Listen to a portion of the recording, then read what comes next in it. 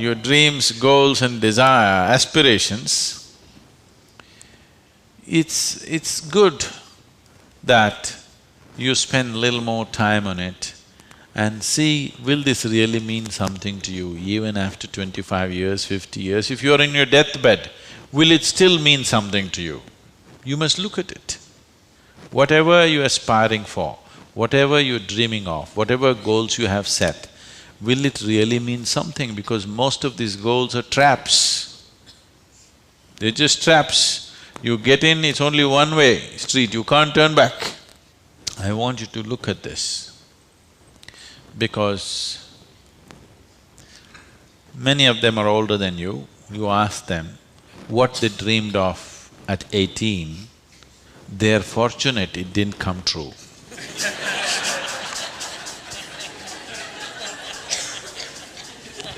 Yes or no? If everything that you desired and dreamed came true in your life, could you live with it? Fortunately, many of those things got filtered and never came true, isn't it? So, it will be very good if anybody of your age, if they want to decide and fix the goals of their life, it'll be very good if they take a break from all influence that's around them. Social influences, family influences, other influences, withdraw somewhere, that's why an ashram. Withdraw somewhere, sit down, meditate, bring yourself to a certain level of clarity and joy. When you're very happy and clear, you must decide. Not in desperation you set goals.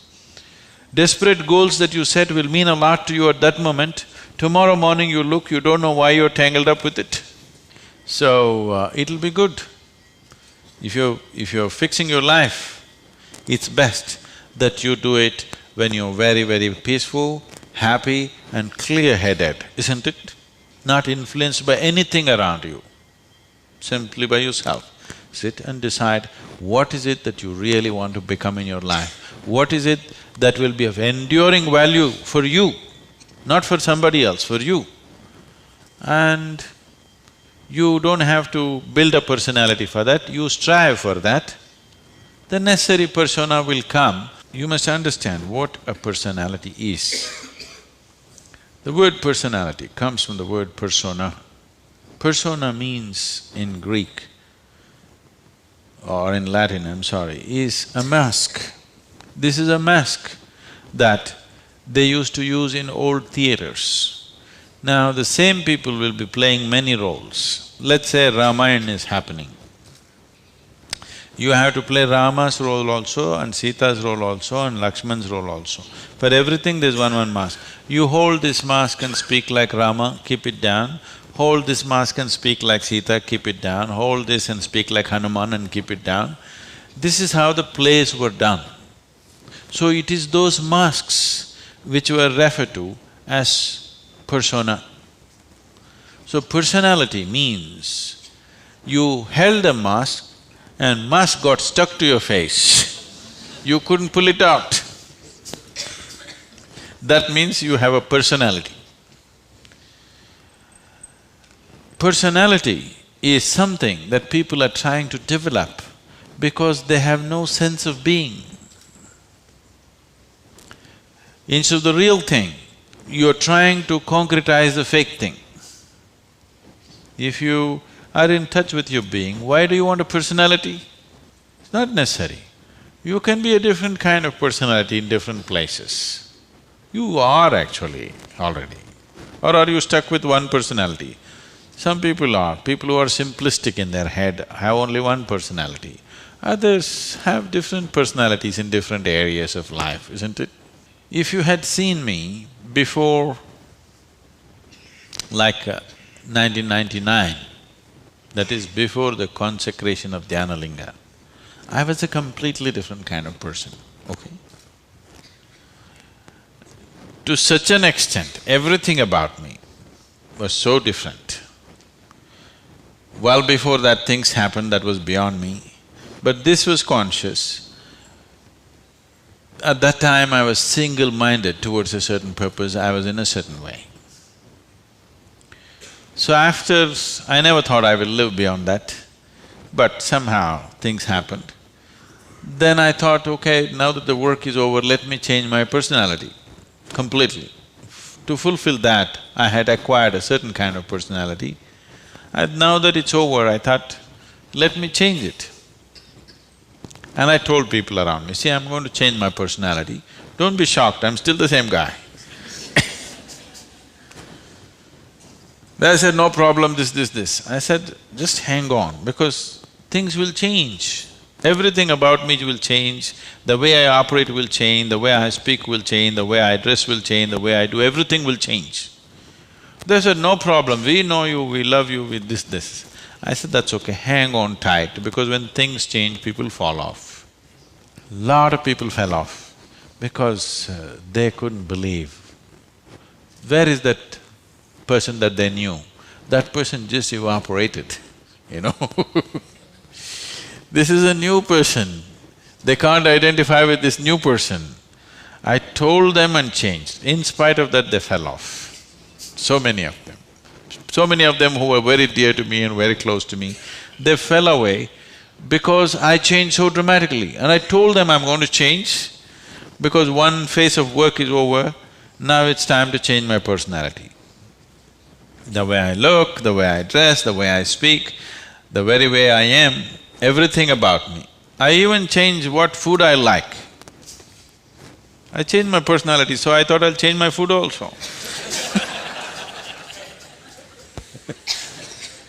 So personality is something that you have taken on, but you have become so unconscious about it that you think it's for real. You're asking how to develop, that means you're making it up, right? Another word for developing is making up, isn't it? You're making it up. Make it up whichever way is suitable for your kind of activity, but you must be able to keep it down. If it gets stuck to your face, then it becomes misery. Then all suffering will come to you. You can take on any kind of personality, but when you want to keep it down, you must be able to keep it down. There was a sage. He was so wise. People went to him and crowds gathered. Then the king went to him and the king saw such a wise man should be in his court.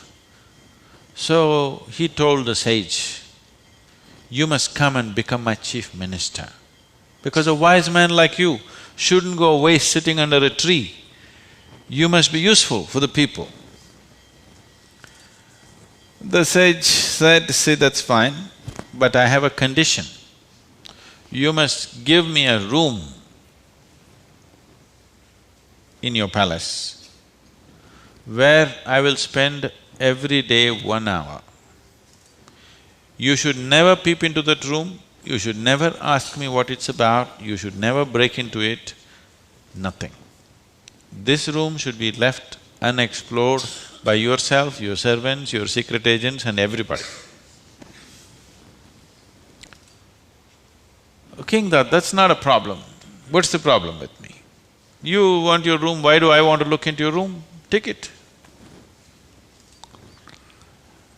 Then whenever any important meeting is to come, this man who's sage, now who's become a minister, so he's wearing appropriate clothes for the palace, but he goes in to this room and locks himself for 1 hour and comes out. A few months and years passed, but then after that, king's curiosity, it even got us to Mars. He wants to know what the hell is he doing inside. So rumor started all around, oh, he's doing something, he's got somebody inside, maybe he's an enemy agent, he suddenly landed here, what is he doing there, what is he doing there? Everybody, the whole palace started buzzing around with what is he doing in this room. Everybody wants to see what's in the room, but it's always locked, he goes in, spends time there and comes out. Especially when something important is to be done, he goes in. All kinds of rumors happened. So, One day, king couldn't hold it. King asked this man, "I want to see what's in that room." He said, "Well, there's a promise you've given me.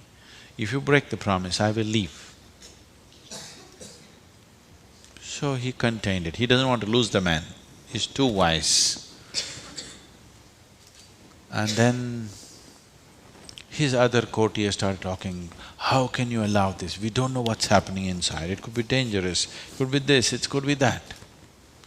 One day when he was not there, they broke open the door and went inside. They looked around, the room is empty, no furniture, no nothing, just empty room. They looked, nothing. Then what does he do here? Then in one corner they saw very, worn out clothing hanging there and a begging bowl. They went. They couldn't make out what this is. Then he came in. He said, "Well, you wanted to see, you have seen." The king asked, "What do you do here?" He said, "Whenever I want to make any important decision, I come here, wear my worn-out clothes and sit with a begging bowl clearly, that I don't want to be caught up with all the things of the palace. I want my wisdom not to be lost in these clothes and in this jewelry and in this stuff. So I come here, wear those clothes, sit with my begging bowl, make the decisions and then come out. Now you've broken the promise," and he left. So, this is what meditation is for you. Every day when you sit, you strip yourself down. You don't have to do anything about it. If you sit there simply, see, anything that's made up needs constant support from you, isn't it? See, suppose you tell a lie. It needs constant support to keep it up, isn't it? But if something is true, you can even forget it, but it's still there, isn't it? You understand what I'm saying? If something is true, even if you forget it, it's still there, no problem. But if it's a lie, you have to keep it up. Your personality is a lie. Your being, your existence is the truth. You don't have to keep this up. This will be anywhere there. What you make up for the sake of the society, to function in the society, you need a certain kind of makeup. You must be able to keep it down.